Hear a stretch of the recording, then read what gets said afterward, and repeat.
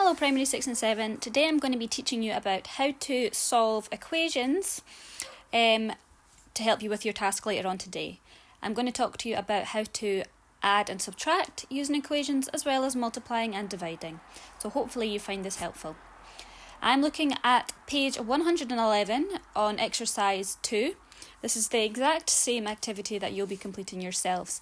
I'm going to choose some of the examples from here to help you with your learning. So, the first question I'm going to look at today is from question 1, and I'm going to look at question number L. So, 1L. Okay, and on question L, you are asked G minus 40 equals 40. Okay, so to solve this problem, we need to figure out what G equals. Now, there are a number of ways you could do this. I'm going to talk you through the way that I would do it. So, one of the methods we could use is called the cover-up method. I can't obviously do it right now because I'm working on my iPad, but if you are working in your jotter, if you cover up your letter, something minus 40 equals 40, you need to figure out what that 40 will mean. So, I know that something, take away 40 equals 40, that something must be 80. So in this instance, G equals 80. Now to check my answer, I'm going to write that out and make sure it makes sense. So 80 minus 40 equals 40. Is that sentence true?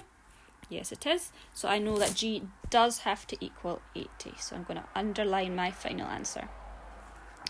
Okay, let's try an addition one together. So for my addition one, I am going to choose question number 1S. So in this question, 71 plus F equals 111. So, same as before, 71 plus F equals 111. 71 plus something equals 111. So I'm going to count up in tens and see how many tens it takes for me to get to 111. So, 71 plus 10 is 81, 91, 101, 111. So my answer is going to be F equals 40. Now I'm going to check my answer before I underline it and say this is my final answer.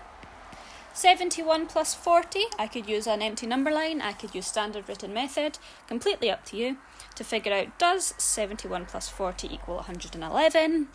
Yes, it does. So my number sentence makes sense. So my final answer for 1S is F equals 40. Okay, hopefully that makes sense to you. You can use your finger and just cover up the letter, called the cover-up method, and say it to yourself as 71 plus something equals 111. Okay, this is where it gets a little bit more challenging. So I'm going to have a look at question number 2 now, and I'm just going to look at question 2A. So for this example, you have something that looks like this. Now, this reads as 3x equals 6. When we have a letter and a number together like this, it means multiply.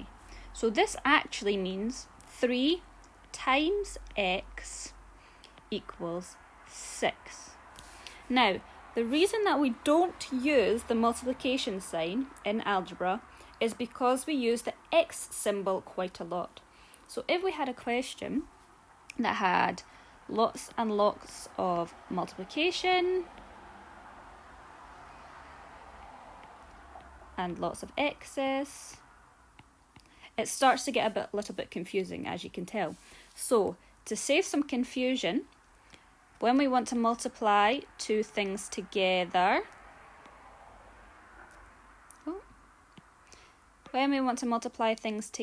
we normally just write them side by side. And even here, You multiply these two together, so you would write something like this. Now obviously you're not expected to answer anything like this. I'm just showing you an example of why we do not use the multiplication sign. So back to our question. So now that I've broken it up, you know that we don't use multiplication sign because it causes confusion with x's. So this reads as 3 multiplied by x equals 6. 3 multiplied by something equals 6. Well, what do I need to multiply by 3 to get to 6? 3, 6, multiplied it twice. So 3 times 2 equals 6. So my x must equal 2. Okay? We'll try another one, just so you're feeling a bit confident. I'm going to skip down here, and I'm just going to do question B as well for you. 2b. So this time, 4m equals 20. Now thankfully we've got an m here. We don't use m as often, it's usually x's we use. So again, these are right next to each other. So this means 4 multiplied by m equals 20. You can break it up if you like, but as it gets more complex and there's more x's, that might be a little bit more challenging to do. You could just read it as 4m equals 20. 4 multiplied by m equals 20. So if we count up in 4s until we get to 20, it should take us 5 attempts.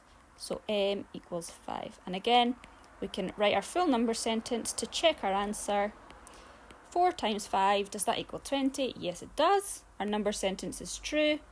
So m must equal 5. Okay? With division, you would normally, in these exercises, find it just written as 10 divided by x equals 5. So x would equal 2. However, you can also see it written as this. So again, that just means 10 divided by x equals 5. So for both answers, x would equal 2. Now you've not got any examples like that in your exercise today. It's just something to make you aware of. So this one here means the exact same as this here. Don't get frightened by something that looks like this. This just means 10 divided by x equals 5. Okay? Hopefully that you find that helpful. And hopefully you'll manage to work through your exercise with that. I think some of your answers later on in your question, especially for question number 2, will require some decimal answers, so make sure you're feeling confident with those. And at the top of your page on 111 there is another explanation, and it gives you another example of some methods that you could use. Don't worry too much about using those. If you find it easy from my explanation, then just use that instead, okay? If you've got any other questions, please make sure to ask your teacher, and enjoy!